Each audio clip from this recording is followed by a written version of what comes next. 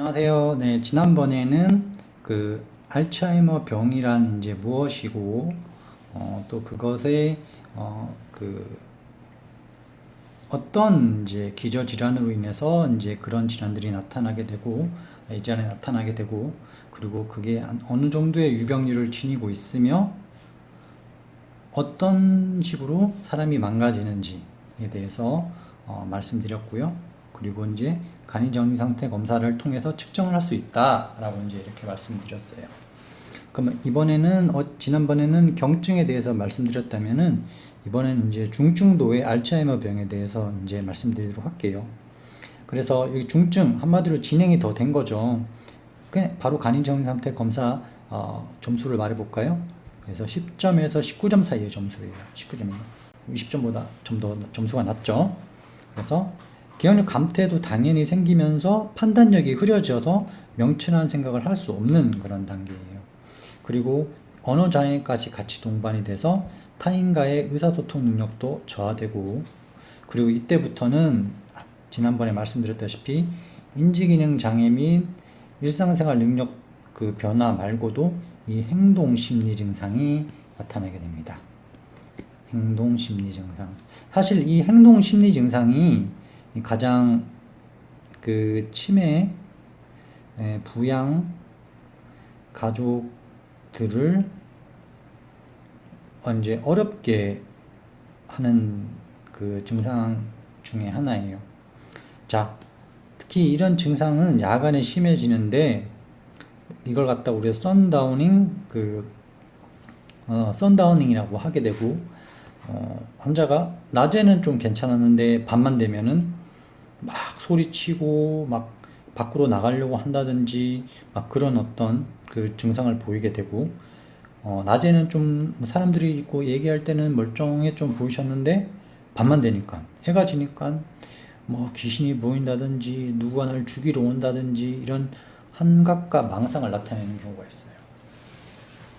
근데 이게 환각과 망각의 대상이 이제 그 치매 환자를 돌보는 보호자로 이제 향하게 됐을 경우에는 사실 그것만큼 참 어려운 감정적으로 어려운 게 없겠죠.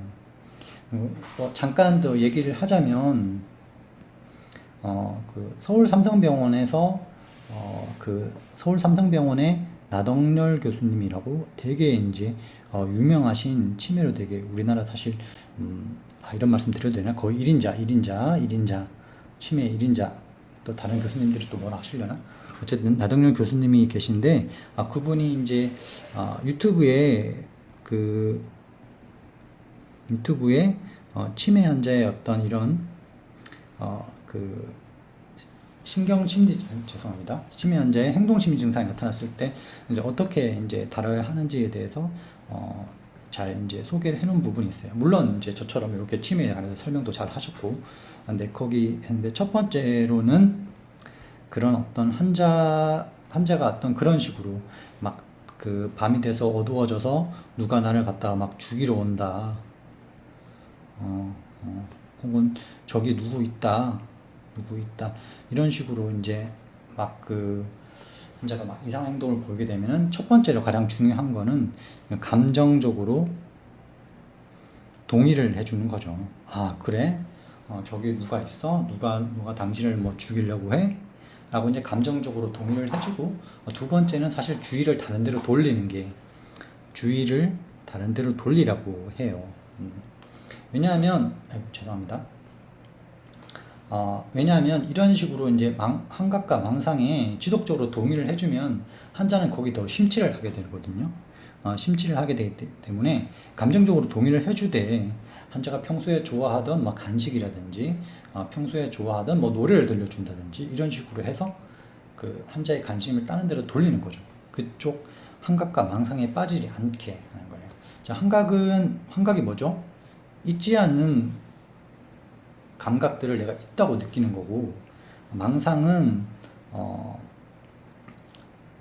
한마디로 이제 좀 설명하기 좀 갑자기 저도 생각이 힘든데, 망상은 그냥 한마디로 잘못된 생각이죠. 논리에 맞지 않는 잘못된 생각, 그런 걸 이제 우리가 망상이라고 하게 되는 거죠. 예. 그래서 이제 이런 환자가 환각과 망상이 나타나게 되면 감정적으로 동의를 해주되 좀 주의를 반대로 돌리는 것이 중요하다고 할 수 있겠습니다. 자, 그래서 다시 내용으로 돌아와서 중증에 이제 이미 환자는 진행이 많이 됐어요. 간이전 정신상태 검사에서 10점 미만 정도로 아주 점수가 많이 떨어졌네요. 그럼 이럴 때는 기억이 거의 사라지고 말도 하기 힘들고 남의 말을 이해할 수 없는 그런 상태가 되는 거죠. 사실 이제 이 부분이 가장 좀 많이 좀 슬픈 상태라고 해야 될까요? 슬픈 상태. 뭐 환자는 사실 자기가 슬픈지를 모르겠지만 이제 보호자들이 많이 이제 슬픈 상태가 되는 거죠. 아버님이 기억을 이제 점점 잃어가다가 마치 이제 그 로봇이라든지 혹은 인형처럼 감정적으로 움직이지도 않고 그리고 뭐 대화도 안 통하는 어떤 그런 상태가 이제 돼버리는 거죠. 하지만 이 중증의 알츠하이머 치매 때문에 환자가 죽진 않습니다. 보통 이제 이 정도의 상태까지 가면은 환자는 거의 침대에서 생활할 정도가 되시거든요. 침대에서 이제 계속 이렇게 하루 종일 이렇게 누워서 지내는 상태가 돼요. 그러면서 침대에 오래 누워 있다 보면 어떤 합병증이 생기죠? 네, 맞습니다. 감염이라든지 요로 감염이라든지 폐렴, 욕창과 같은 합병증이 생기게 돼요. 그러면서 그 욕창이 생기면서 그에 대한 합병증으로 이제 환자가 사망을 하게 되는 거죠. 그럼 왜 요로 감염이 생겨요? 마찬가지 그 환자가 이제 소변을 보고 싶다는 의사소통을 잘 하지 못하거나 혹은 그 위생에 문제가 생기면서 감염이 생길 수도 있고, 그리고 폐렴도 마찬가지. 환자가 이렇게 말도 하지 못하는데 음식을 제대로 삼킬 수 있을까요? 그렇게 힘들겠죠. 자꾸 사례가 걸리면서 폐렴이 생기고, 그리고 오랫동안 누워 있으면서 욕창이 생기면서 합병증이 생기는 거죠. 자, 어쨌든 이렇게 조금은 말기가 되면은 환자 보호자도 많이 힘든 상태가 된다. 그래서 이제 여기 보면 증상 발병 이후의 수명이라고 되어 있는데, 자, 증상 발현에서 진단까지는 2에서 3년 정도로 좀 길게 시간이 걸리게 됩니다. 즉, 내가 뭔가 기억에 이상이 있네. 죄송합니다.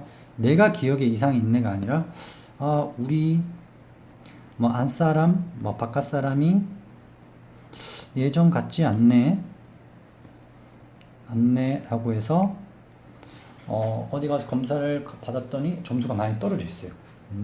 그래서 그런 추이를 지켜보다가 치매로 진단되기까지는 2에서 3년. 그러다가 이제 진단받고 요양시설에서 3에서 6년 정도 계시다가 요양실에서 그 거의 말기 상태가 돼서 사망까지 총 3년. 보통 9에서 12년간의 유병기간으로 격화되고, 마찬가지 치매로 차치로 사망하지 않고 활동이 줄면서 몸이 약해져서 합병증으로 이제 사망을 하게 되는 거예요. 자, 그렇다면은 이게 9에서 12년이라는 아주 이제 어마무시한 이제 기간이 이제 필요하게 되는 거죠.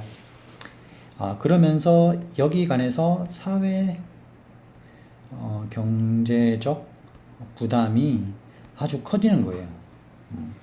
그래서 지금 이제 문재인 대통령이 지금 주장하는 그래서 이제 치매 안심 센터, 치매 국가 이렇게 관리 이렇게 하는 이유가 바로 이런 것 때문에 그런 거죠. 이런 것 때문에 9에서 12년이라는 상당히 긴 시간이 그 치매 환자들에게 닥쳐올 수 있기 때문에 이걸 개인 혼자서 감당하기가 힘들죠. 그래서 이걸 사회가 함께 나누자 하고, 그리고 빨리 이제 치매를 빨리 진단 조기에 찾아내서 제대로 된 관리가 있어서 이런 기간을 조금 더 짧게 만들어 보자라고 하는 것이 현재 이제 현 정부의 어떤 치매 정책인 것 같습니다. 오늘은 여기까지 말씀드리겠습니다.